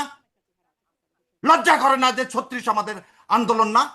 36 আমাদের আন্দোলন না, গণ উদ্ভুত্থান না। গণ উদ্ভুত্থান হচ্ছে 90, গণ উদ্ভুত্থান হচ্ছে 96, গণ উদ্ভুত্থান হচ্ছে 96, 96 আন্দোলন না গণ অভ্যুত্থান না বলা হয় নাই, বলা হয়েছে যুদ্ধ না। আর আমি বলতেছি, আমি আমার কথাটা আপনার বলছি, আপনি যতবার বলছেন একবার শুনতে হবে তো, ইন্টারাপ্ট শুনতে করলে হবে হতো। তো। আমি আমার কথা, এদেশকে যারা ধারণ করবে তারা এটাকে যুদ্ধ বলতে তারা কার্পণ্য করবে না। আর যে বাংলাদেশকে ধারণ করে না, তারা এই অভ্যুত্থানের নামে, এই মববাজির নামে একসময় দেখবেন যে কেউ কেউ বলবে 36 আন্দোলন ও মববাজি। 32 ভেঙে ফেলে দেওয়া, 7ই মার্চে সেদিন সেই মেয়েটাকে ধরে নিয়ে যাওয়া, এগুলো হচ্ছে কি নিষিদ্ধ কাজ। যদি নিষিদ্ধ সংগঠন করে, কি করবো? তাকে পূজা করব? 7ই মার্চের ভাষণ বাদাবে কিভাবে একটা নিষিদ্ধ দলের? যে লোকটা এই দেশকে ভারতের হাতে হায়দ্রাবাদ বানায় দিয়ে চলে গেল, যার মেয়ে দেশের স্বাধীনতা সার্বভৌমত্ব ভুলণ্ঠিত করলো। আজকে বড় বড় কথা, ওই মেয়েটার সাথে আজকে দুইটা মুক্তিযোদ্ধার সাথে তুলনা করেন। 71 সালে যদি মুক্তিযুদ্ধ করে, তাহলে এই ছেলেগুলো মুক্তিযুদ্ধ করেনি কেন? 15 বছর তো কোনো রাজনৈতিক দলের ক্ষমতা হয়নি একটা বালির ট্রাক সরানোর। শেখ হাসিনা ফেলে দেওয়া তো দূরের কথা, জীবন বাজি রেখে যে মায়েরা দাঁড়ালো, 6 বছরের 4 বছরের বাচ্চা মারা গেল, ও সেটা যুদ্ধ না, সেটা বিপ্লব না। সেটা উদ্ভুত না। এরশাদের সময় কোনো 4 বছরের বাচ্চা মারা গেছে, এরশাদের সময় 6 বছরের বাচ্চা মারা গেছে। এক মিলন মারা যাওয়াতে এরশাদ সাহেব ক্ষমতা ট্রান্সফার করে দিলেন, ইলেকশন দিয়ে দিলেন। আর এবারে কি ইলেকশন ছিল? আজকে ইউনূসের কথা বলা হয়, ইউনূসের সাথে যে বলেন যে ক্ষমতা ছিল পাকিস্তানের সাথে চুক্তি করে, যা পাকিস্তান এবং চীনের সাথে চুক্তি করলো কে? প্রতিরক্ষা চুক্তি। কেন বলা হলো সেদিন এই চুক্তি এখন সাইন করেন না, নতুন সরকার আসার পর করবে? কেন ভারতের সাথে এই কথা তো কেউ বলে না। ইউনূস সাহেবের সেদিন উচিত ছিল এটা সাইন করা। ইউনূস সাহেবের অবশ্যই উচিত ছিল এই জনগণের ম্যান্ডেট, এই জুলাই সনদ বাস্তবায়ন করে গণভোটের ভিত্তিতে এই সংবিধান 72-এর ভারতের লিখে দেওয়া সংবিধান ফেলে দিয়ে নতুন সংবিধান রচনা করে তার উপরে কি ইলেকশন দেওয়া। উনি কোন অদৃশ্য শক্তির কারণে সেদিন এই ফেব্রুয়ারি মাসে বিএনপির হাতে ক্ষমতা তুলে দিলেন? এটা তার অযোগ্য। আর আপনি বলতেছেন এই যে আইন উপদেষ্টার কথা বললেন আসিফ নজরুল, এটা গাদ্দার, মীর জাফরের চেয়েও বড় গাদ্দার।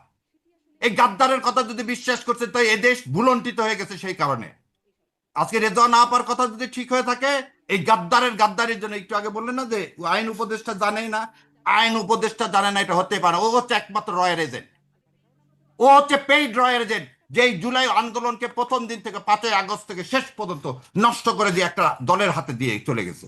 আমার ইলেকশন, আমার জনগণের ভোটের অধিকার কেড়ে নিছে এই লোকটা জুলাই সনদের মধ্যে আজকে সমস্ত বিপত্তি ঘটায় দিয়ে গেছে। সে জেনে শুনে সেদিন একই দিনে ইলেকশন এবং গণভোটের ব্যবস্থা করছে। এটা গাদ্দার কোথাকার। সে গাদ্দারের কথা আমরা বলতে লজ্জা পাই কেন? কেন ইউনূস কেন বলা হয়? কেন বলে মন্ত্রিসভা উপদেষ্টা পরিষদে আমরা সবাই মিলে বলছে না, রেজওয়ান আপা বলছে না আমরা সবাই মিলে যেতে দিন একটা দলকে? কেন সে কথা মনে হয় না যে ইলেকশন ইঞ্জিনিয়ারিংটা করলো কার ইশারায়? কেন ভারতের কলেজে বসলো এই উপদেষ্টারা সবার শেষে? একটা কেন দলকে একটা বলেন নাই গাদ্দার কেন? রকে নিয়ে রাখছেন? একটা গাদ্দারকে নিয়ে রাখছে এই উপদেষ্টা পরিষদে। আমি তাহলে আর একটা জিনিস বলি, আপনি বললেন শেষ করবো একটু। হ্যাঁ শীর্ষ, তাহলে সিভিল ওয়ার, তাহলে 71 সাল যদি সিভিল ওয়ার হয়ে থাকে তাহলে 2400 সিভিল ওয়ার। ওই 71-এ পাকিস্তান মুক্তি বাহিনীর সাথে যুদ্ধ করছে, কোনো আর্ম ফোর্সের সাথে না। আর এই জুলাইতেও একই কাজ হয়েছে। জুলাইতে রাস্তায় ইন্ডিয়ান বাহিনী, হিন্দিতে কথা ভাষাভাষী লোকের বহু অসংখ্য ভিডিও আছে। এগুলো কি আমার তুষার ভাইরা দেখতে পায় না? তাহলে ভারত আমার দেশটাকে করদ রাষ্ট্র তৈরি করছে। এর চেয়ে আর মুক্তি পাওয়ার চেয়ে, এর চেয়ে বড় আনন্দ আর কি হতে পারে যেটা ডক্টর ইউনূস দিয়ে গেছে? একটা যখন বলছিল যে শেখ হাসিনা চলে গেলে না, যদি তাই হয় দুর্নীতি এইটাই হয়নি। যদি ব্যাখ্যা হয় তাহলে আর কি মুক্তি পেলো? আবার তো ভারতই নাকি সেই ট্রফি দিয়ে দিল, ভারতই নাকি এই করে দিল, তাহলে আর মুক্তি হইলো কোথা থেকে? ওই জন্য বললাম বিপ্লব শুরু হয়েছে, শেষ হয়নি। বিপ্লব আত্মহত্যা শেষ হয় না। শোনেন, মাও সেতুং 1949 সালে ক্ষমতা পেয়ে 1964 সালে সাংস্কৃতিক বিপ্লব হয়েছে। কত বছর পর? 14 বছর পর। আজকে আপনি এইটা শুরু তো কেবল ভারতের মতো, ওই যে বললেন যে একটু আগে, ভারতের আচ্ছা, মতো একটা যারা বৃহৎ রাষ্ট্র মনে করে এবং শেষ যারা আমেরিকা করব। পুনর্বাসন করতে চায়, জি, সেই আশা পূরণ হবে না ব্যারিস্টার ইনশাআল্লাহ। শাহরিয়ার কবির, অনেক ধন্যবাদ। অনেক ধন্যবাদ। আমি ডাক্তার আব্দুল তুষার কাছে শেষ বক্তব্য খুব সংক্ষেপে, মানে বিপ্লব তো কেবল শুরু, শেষ দেখা বাকি। ডাক্তার তুষার। দেখেন, যুক্তি যখন স্ববিরোধী হয়, যেমন উনি বললেন ইউনূস সাহেব ভারতের বিরুদ্ধে চোখে চোখ রেখে কথা বলেছেন, হ্যান করেছেন, ত্যান করেছেন। তো ইউনূস সাহেব হ্যান ত্যান করে তারপরে তো ভারতের স্বার্থ রক্ষা করেছেন, এটাই তো উনি বললেন, তাই না?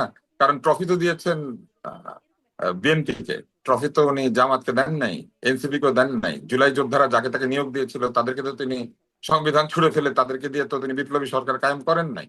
তারপরে ইউনূস সাহেবকে শুধু একলা নিয়োগ দিয়েছিল এই বিপ্লবী ব্যক্তিরা? এই পুরো উপদেষ্টা মন্ত্রণালয় কিন্তু তারা দিয়েছিল, নিজেরাও 3জন গিয়ে ওখানে বসে পড়েছিল, তাই না? এই যে দুষ্ট ছেলের দল ওখানে যে বসে পড়লো উপদেষ্টাদের সাথে, তার মধ্যে এদেরকে একজন দুষ্ট যে বলেন আরেকজনের না ভাই, ছাগল কেটে এদের খেয়ে জন্য ফেললো। আজকে কথা বলতে এই যে পারতেছেন। এই এদেরকে যে দুষ্ট বলেন না, এটাও আপনি জুলাইকে অপমান করা। না, নাহিদদের সরি নাহিদ তো এদের আমি জন্য আপনি আমি কথা খাইনি, বলতে পারছি না। নাহিদরা না খাইছে না না। থাক, আপনি আপনি মাঝখানে বললেন না এখন। না আপনি আপনি অনেকবার যতক্ষণ আমাকে বলছেন, আপনি মাঝখানে বলতে অনেকবার না বলছেন করছেন, তুষার ভাই, আপনি সেজন্য মাঝখানে আপনাকে কথা অনেক বলেন করে না। দিচ্ছি। দুষ্টু ছেলে না বলেন না না, আমি অনেকবার বলি দুষ্টু নাই, ছেলে হলো আমি সেটা অনেকবার আলাদা। বলি নাই। আপনি যখন আমাকে আচ্ছা, থামতে এমনি বলছেন তো আমি সময় থামছি। শেষ, না শেষ না না, করেন আপনার ডাক্তার আব্দুল এই তুষার। দুষ্টু আপনি যখন বলছেন আমি থামছি। বোনের পর দিলে একটু না সময় শোনেন, আমাকে শেষ আর করতে আসলে দেন। তুষার ভাই সব সময় বলে, মাঝখানে তুষার ভাই বুঝতে অনেকখানি পেরেছেন তো? সময়, অত সময় পাইনি আমি। এখন একটা আপনি জুলাই যোদ্ধাকে দুষ্টু বলবেন আর আমি আচ্ছা আপনি বলেন, আরো বলেন, আপনার আপনার সব কার্যকর মিটায় না, বলে নেন আপনি ভাই, হাসিনাকে নিয়ে বলে আসার নেন। জন্য চাপা শামীম, বলার বলে ইউনূস সরকারকে তো এই বেমানি ধুর মিয়া, বলবেন। কারণ এগুলা আপনারা ওই কইলে যে হলো। বললেন একটা লোক আছে, তার আবার 5 লক্ষ আসেন আছে আসেন, আওয়ামী ইউনূসকে লীগের। কিছু বললেই ইউনূসকে কিছু বললেই তেলে বেগুন এরা জ্বলে উঠে, আমরা কোনো বুঝতেই তো জ্বলে উঠি পারছেন। না। খলিলকে এবার বলেন আসেন, না কেন? এখানে আরে আসেন। ভাই, খলিল আপনার কোন আত্মীয় হয়? শারমিন, খলিল সাহেবকে আমাকে বলেন না কথা কেন? বলতে দিবেন? আমরা আসলে শেষ করার দিকে আমি একটু আপনি ডাক্তার আব্দুল খলিল আর লতিফের ইয়াসুফ শেষ আইন বক্তব্যটা উপদেষ্টা শুনবো, সম্পর্কে শেষ বলেন, বক্তব্য তুষার ভাই। আমরা কিন্তু একটু আমার শেষ কথা বক্তব্য শেষ শুনতে করতে চাই। দেন জি, নাই। যে শেষ করবেন। উনি আমাকে কথা শেষ করতে দিবেন না, কারণ উনি পারবেন না, এই জন্য শেষ করতে দিবেন না। ভাই, সেটা বললাম, খলিল আর আইন উপদেষ্টা সম্পর্কে একটু বলেন না। ওরা তো আপনার ভাই বা সম্বন্ধে হয় না, ওদের সম্পর্কে একটু বলেন। আমি ডক্টর আসি ইউনূস না, সম্পর্কে বলতেছি তো, অনেক আমি তো শুনলাম, প্রধানটাকে এই নিয়ে দুজন সম্পর্কে বলতেছি। একটু বলেন না আমি কেন? তো পালের গোদাটাকে নিয়ে বলছি, পালের যে না, না, পালের গোদাটা গোদাটা না, নিয়ে আপনি বলছি, যে আপনি গোদার শুনেন। যে বিস্ফোরা, খলিল আর এই ইয়া আপনি আমার ভাই সম্বোধন করছেন কিন্তু আইন ওই যে উপদেষ্টা। বুঝলেন তার তো, মানে আপনারা বুঝলেন তো, মাস্তাতো ভাই। সমস্যা তো, আপনি আর আইন উপদেষ্টা সমস্যা তো শুধু মাস্তাতো ভাই। খলিলে। রসুনের এক ওই জায়গা দেখেন, না, ওই দেখেন, ওই দেখেন, টেলিস্কোপের বলেই মতো যাচ্ছে কিন্তু। রসুনের এক জায়গা। থামতে দেন। আচ্ছা, আপনি আচ্ছা, থামলে বলবো। এবার দয়া করে আচ্ছা, আপনার সম্বন্ধে সম্পর্কে একটু বলেন, জি, নাহলে শারমিন, বাকি হলে আলাদা জি, কথা। আমি একটু একটু একটু শারমিন, শেষ আপনি করতে বুঝতে চাই পারছেন আসলে। তো? জি, হ্যাঁ, আপনি ডাক্তার আমাকে আব্দুল কথা লতিফ। বলতে দিতে হবে, উনি দিবে না কিন্তু।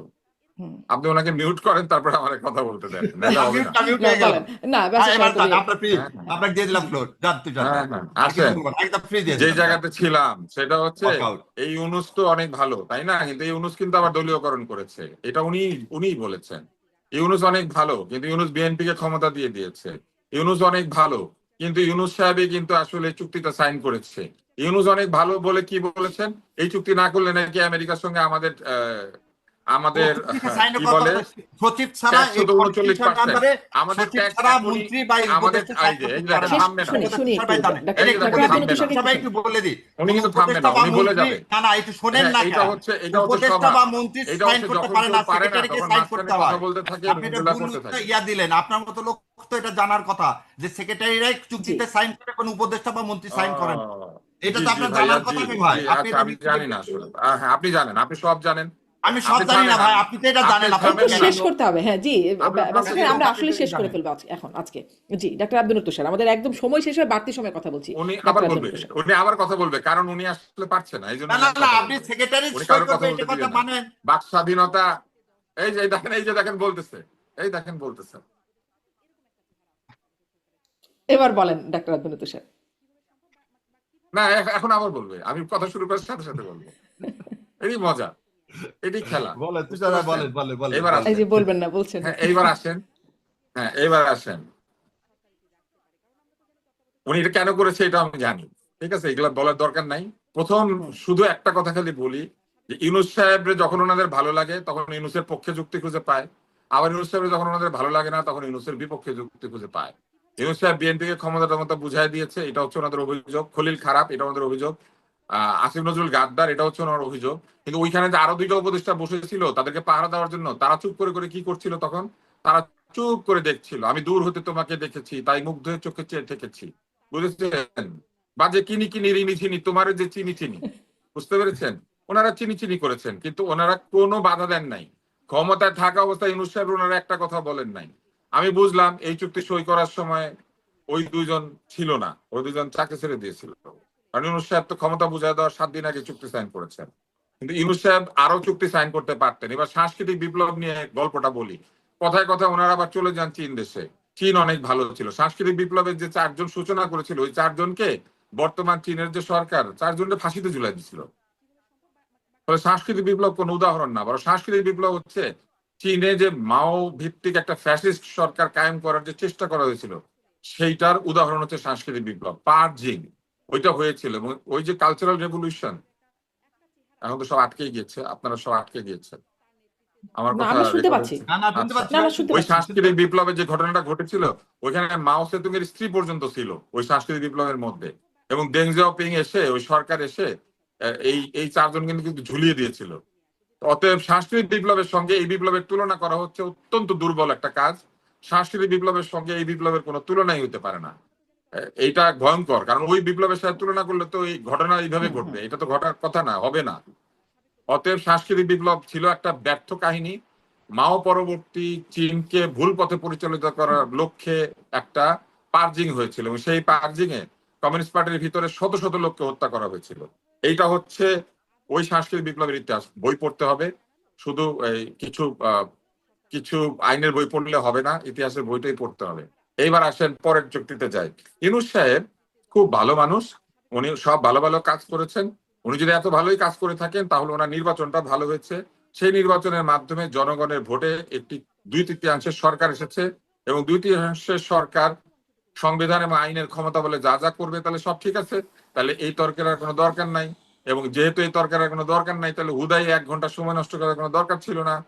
এইটা হচ্ছে ওই যুক্তিগুলা মেনে নিলে এইটাকে বলতে হবে। আর তা যদি না হয়, যদি ওই যুক্তিগুলোকে আমরা না মানি, তাহলে বলতে হবে যে ইউনূস সাহেব ভালো কাজের নামে প্রচুর খারাপ কাজ করেছেন। তার মধ্যে একটা বড় খারাপ কাজ হচ্ছে নিজের কর তিনি মাফ করেছেন, নিজের নামে লাইসেন্স নিয়েছেন, নিজের লাভজনক কাজ নিজ সিদ্ধান্ত নিজে করিয়ে নিয়েছেন। এবং যেই লোক ক্ষমতায় থেকে কনফ্লিক্ট অফ ইন্টারেস্ট বুঝে না, যেই লোক ক্ষমতায় থেকে নিজের স্বার্থ দেখে, সেই লোক আর যাই হয়ে থাকেন তিনি বাংলাদেশের স্বার্থ দেখেন নাই। বাংলাদেশের স্বার্থ দেখলে তিনি তার নিজের স্বার্থ দেখতে পারতেন না। যদি জনগণকে তিনি বলেছেন কর আদায় করতে হবে, তাই এনবিআর কে 2 ভাগে ভাগ করতে হবে, অথচ তিনি নিজে এনবিআর এর মাধ্যমে নিজের কর মাফ করিয়ে নিয়েছেন। উনি জনগণকে বলেছেন জনগণের সম্পদ কোনোভাবে নয়ছয় করা যাবে না, কিন্তু উনি গোল্ডেন ফ্রিকোয়েন্সি গ্রামীণ ফোনের নামে বরাদ্দ দিয়েছেন। ফলে ইউনূসকে নিয়ে বলতে গেলে ওই যে জি, সপ্তাহের সেই পর পুরো সপ্তাহ বলার চলে সময় যাবে। আর আমার নাই, আমি এক্ষুনি শেষ করব, কিন্তু বিপ্লব এত তাড়াতাড়ি শেষ হয় না, বিপ্লব কিন্তু এখনো চলমান বলছেন ব্যারিস্টার শাহরিয়ার কবির। এটা নিয়ে একটা 2 লাইনে শুনে আমি বিপ্লব শেষ করবো আজকে। বিপ্লব চলমান কিনা আমি আপনাকে বলি, বিপ্লব ডেফিনেটলি সময় বেশি চলমান। দিলেন, আমাকে কিছু আর লোক বলতে বিপ্লবের দিন না, ঝান্ডা ওই বহন করে, 60টিতে বিপ্লবের যেমন কথা। কমিউনিস্ট না, কিছু লোক বিপ্লবের ঝান্ডা, আপনি গুনে দেখবেন কে বেশি কথা বলেছে। বিপ্লবের ঝান্ডা কিছু লোক কায়েম করে, বিপ্লবের ঝান্ডা নিয়ে সামনের দিকে যায়। যেমন জাসদ মশাল হাতে সামনের দিকে যাচ্ছে। তো আমি কয়েকদিন আগে একটা অ্যাওয়ার্ড গিভিং সেরেমনিতে গিয়েছিলাম, গিয়ে দেখলাম যে যতগুলি মশাল ওখানে জ্বলছে আর কি, সবগুলির মাথায় বিদ্যুতের বাতি লাগানো, এলইডি ল্যাম্প। তো বিপ্লব সামনের দিকে যাবে, কিন্তু জাসদের মশালে আগুন জ্বলে না। আপনি নিশ্চয়ই লক্ষ্য করেছেন মশালের উপরে এলইডি ল্যাম্প জ্বলে। বিপ্লব সামনের দিকে নিয়ে যেতে গেলে বিপ্লবীদের যে চারিত্রিক দৃঢ়তা, সেটাকে বজায় রাখতে হয়। কিন্তু আমরা জি লক্ষ্য করে দেখেছি যে বিপ্লবীদের একটা বিরাট অংশ চারিত্রিক দৃঢ়তা হারিয়ে ফেলে নিজেরা নিজেদের সাথে জি লড়াইতে ব্যস্ত হয়েছেন, নিজেরা নিজেদের ক্ষতিকর কার্যে ব্যস্ত হয়েছেন। জি এবং মূল যে বিষয় জনগণের অধিকার অর্জন করা, সেটা বাদ দিয়ে আজকের যে আলোচনা শুরু হয়েছিল, সেই আলোচনার প্রশ্নটা ফেরত যান।